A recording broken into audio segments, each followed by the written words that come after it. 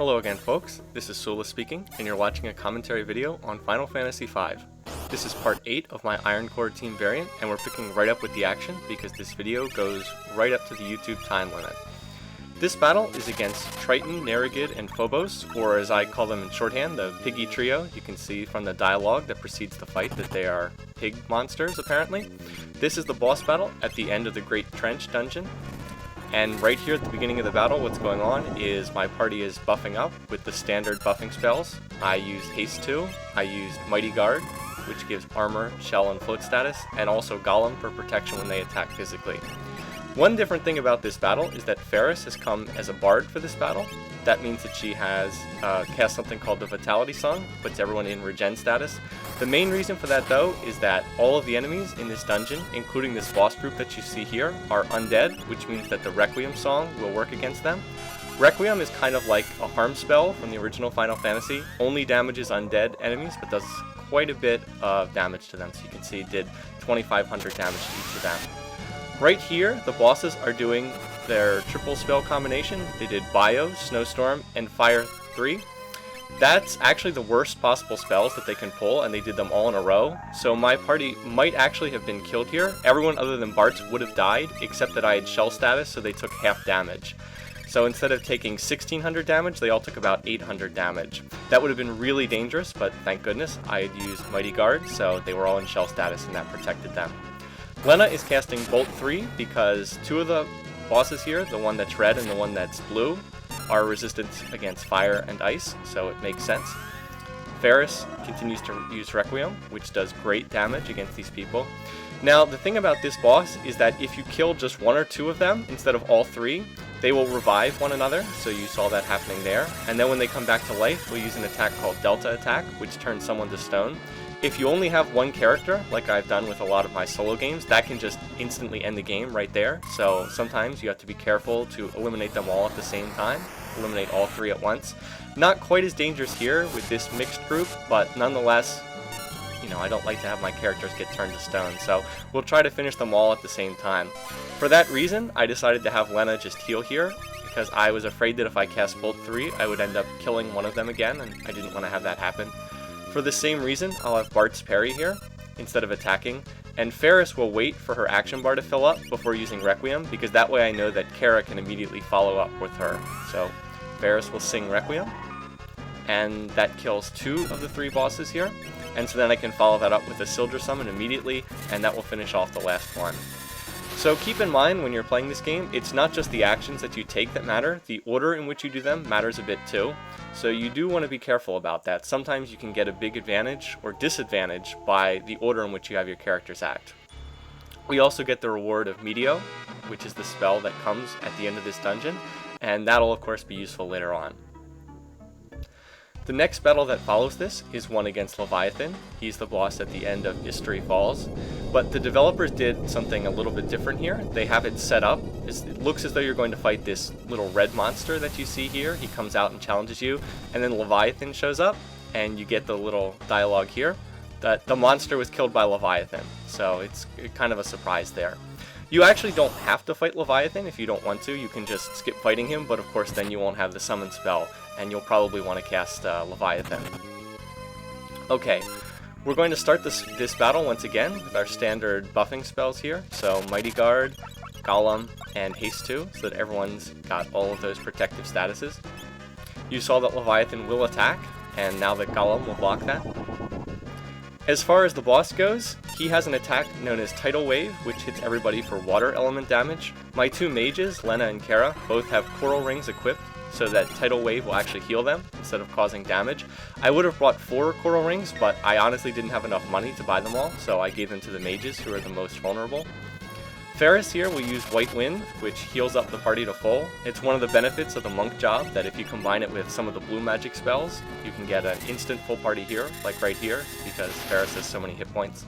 Kara is using the Sildra Summon. It does air element damage. Leviathan's not weak to that, but it is the most useful of the summon spells that she has. Meanwhile, Lena, as a black mage, will be doing the main damage for this battle. You can see Bolt 3 does incredible damage. And anytime Leviathan takes damage, he has a chance to counterattack with a Tidal Wave. I think it's a 1/3 chance. So as you can see there, the tidal waves were healing my 2 mages and they were damaging the other 2 characters. I think that they might actually have been killed right there if I hadn't had coral rings on the 2 of them. So with that in place, not too dangerous, and I can heal up the rest of the damage with a White Wind and a Cure 3. Lena, as a Black Mage, will continue doing the main damage. This is one battle where the Black Mage is clearly superior to the Summoner. The Summoner does, of course, have Lightning Element magic. You have the Brahma Summon, but by this point in the game, that's a very weak spell, and it's not going to do too much damage. That means that I have to continue using Sildra, which doesn't do terrible damage, but of course 3,000 is a lot less than 7,000. So Lena will cast Bolt 3 once again for another 7,000 damage spell, and this will in fact finish off the boss. Yay, we get more ability points, hooray. Next we can move on to the next boss, and move on to Bahamut. Leviathan itself as a summon spell isn't as useful as you might think because there's no item in the game that gives there's no standard spell in the game that gives the magic up property to water element. There's a chemist mix that does it, but that's pretty rare. Okay, Bahamut. I was a little bit worried about this guy because of course he has his trademark Mega Flare attack, something that he has in every Final Fantasy game usually. If that hit my party, I don't think it would kill me, but it would do a lot of damage, so I wanted to try and make sure that I wouldn't get hit by that. We start off the battle with the standard buffing spells once again, Haste 2, Mighty Guard, and Golem, so that will protect this party against a lot of different attacks. In the meantime, here I was thinking about what spell to use, so I checked to make sure that I have a Flame Rod equipped. I honestly had forgotten what item I had equipped with Lena, so that means we'll cast Fire 3, Leviathan not having any particular elemental strengths or weaknesses. Varus tries to steal, but doesn't have any success. And once again, Sildra is the best spell to use. Because Kara has the Wizard Rod, one of the 12 legendary weapons, that gives the magic up property to air element, and means that it's more useful than Leviathan, even though Leviathan costs more magic points. So Sildra is the spell that I use the most with my summoner, just because it does great damage and it doesn't cost as many magic points as a lot of the other spells. Here I have Lena use Carbuncle, put us all in wall status. That will reflect back any Mighty Flare attack that Bahamut tries to do, so that's for protection, just in case he pulls out that spell, which I'm expecting him to do later on. Here I have Lena cast Flare, in part because I want to show the animation, if you haven't seen it before, but more so because I want to demonstrate that Flare does no more damage than Fire 3 was doing. Fire 3 was doing just about the exact same amount of damage, so as long as you have a Fire Rod to boost damage, or the equivalent for Ice 3 or Bolt 3, you'll do just as much damage as Flare, and it costs fewer magic points, so it makes more sense to do it that way. I also thought it was funny that Ferris steals a Dragon Fang from Bahamut. It's kind of amusing. Lena casts Fire 3, and that actually finishes off Bahamut, so he never did Mega Flare, or much of anything really. He was just kind of a big weakling, to be perfectly honest. Bit of a disappointment for what's supposed to be like the most famous summon spell. Next, we'll be moving on to the battle against Odin, and this is one summon battle that was not a joke at all. I was considerably worried about this battle because you have exactly 1 minute to fight the battle against Odin. You can see he tells you that in the little dialogue tree before starting. So notice the clock in the bottom left-hand corner. That is counting down. If it hits 0, everyone will die in my party. And of course, if that happens, I'll have to start the entire game over again, so some serious pressure in this battle, to say the least. I start out with Haste 2 to get everyone attacking faster. I have Bartz cast Flare Sword, which will increases damage by quite a bit. This was the big mistake that I made in the battle. I have Kara use Earth Wall with Golem. That's a mistake because Odin, first of all, doesn't attack, or at least he doesn't attack very often. And second of all, it eats up about 7 or 8 seconds on the animation, and I don't have a lot of time. Meteor from Lena does great damage, but again, it eats up another 8 or so seconds, and I'm starting to get worried about the clock here. So Bartz does good damage once again, does about 6,000 damage, but again, that flare animation takes a long time to play with each attack. So I actually have Kara skip attacking here because I was worried about the time. And so now Odin attacks, he takes down Kara, I'm down to just a few seconds left. I'm thinking, is Bartz going to kill this guy? And that's it. He does take down Odin with 4 seconds left.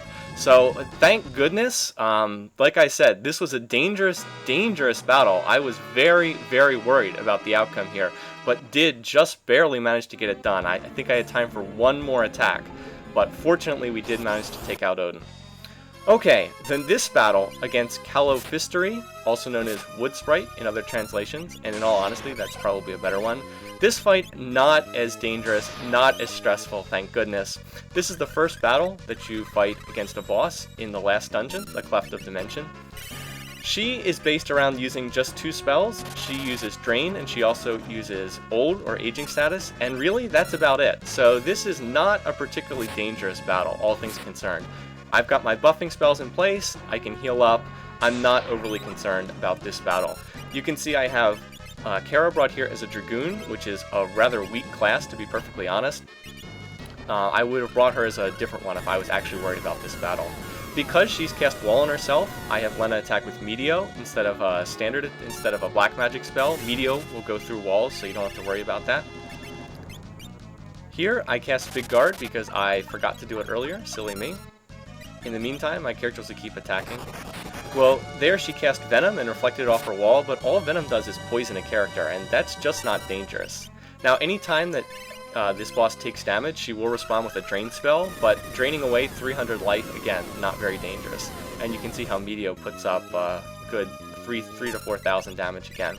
Here is where I made the one dumb mistake. I forgot that Calophystery has a wall set up, so I reflect Holy off of the wall, and of course it kills Lena in one hit. Just barely though, she has 1254 hit points, and it did 1260, so it only did 6 more damage than was necessary to kill her. Silly move on my part, but I do make mistakes too. I don't always do things perfectly. And then of course I bring Lena back to life, and she gets drained. I saw the first one hit and I thought, oh well, she'll survive, and then a second drain hit, so pretty funny once again. Poor Lena goes down. I decide I'll just bring her back to life with life 2, bring her back with full hit points this time. But this is not a dangerous battle. You can see I'm in no serious threat to get killed here, and eventually the boss goes down to Bartz's attack. So not too dangerous, not all that worried, just a matter of wearing down the boss until it's finished. Some of the later bosses will be more difficult. We'll move next to the boss against A-Panda, who, as you'll see, is a Byblos reskin, and in fact his AI algorithm routine is virtually identical to that Byblos uses. So think of this as Byblos Part 2. He's another book, and he comes out and he tries to train you, and he uses Magic Hammer, and he uses Sonic Wave, etc, etc. But at this point in time in the game, this is not a particularly tough boss either, simply because he still has the same weakness to fire magic that Byblos has. And by this point in time in the game, I have high-level fire magic, so as long as I can use that, I'll be able to take him down very quickly, as you'll see. Bartz casts Fire 3 Sword, so he'll be doing very high fire element damage. Kara is once again a Dragoon because I'm not terribly worried about this boss. Fire 3 with a Fire Rod is going to do, well, another 7,000 damage. Then Bartz will attack, and you can see 7,000 damage with one hit, and he actually misses the second one, but it almost doesn't matter at this point. Yay, Dragoon attacks. You can see that the Dragoon, it's not that the jump attacks don't do much damage, it's just that in terms of a damage per second output, the Dragoon is so much lower than the other classes, why they're sort of a second tier status.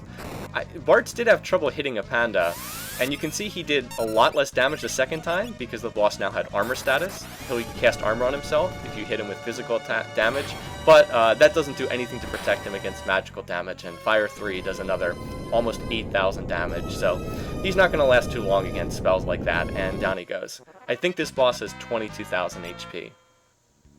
That'll take us to the last boss in the Dimensional Castle. This is against Apocalypse, who is essentially a blue mage. He casts all blue magic spells, and he can be pretty difficult if you get the wrong spells from him. My idea going into this battle was that I was going to have Ferris cast Aqua Rake, and then that actually changes his AI routine. He'll cast Aqua Rake back against you, which by this point in time in the game isn't too dangerous. The only problem was, you'll see that immediately he hits Ferris with Mind Blast, which does very high damage and paralyzes her, so now that whole idea has sort of gotten thrown out. Fortunately, Apocalypse's one weakness is the poison element damage, so I have Lena cast Bio, and Bartz has already used Bio Sword, and he has the chicken knife, so bam! 999 damage, you can see. Bartz actually gets hit with Condemn, but it doesn't even matter, because he's using the Double Lance, 2 hits first, and that ensures he'll hit with the chicken knife, and bam! Another 999 damage, and that's it! The boss is done already. So, beware the chicken knife when it's fully powered up and you're using Magic Sword. Just like that, the battle's over. Anyway, thanks for watching, thanks for listening, check back soon, and we'll pick up with part 9, on with more bosses.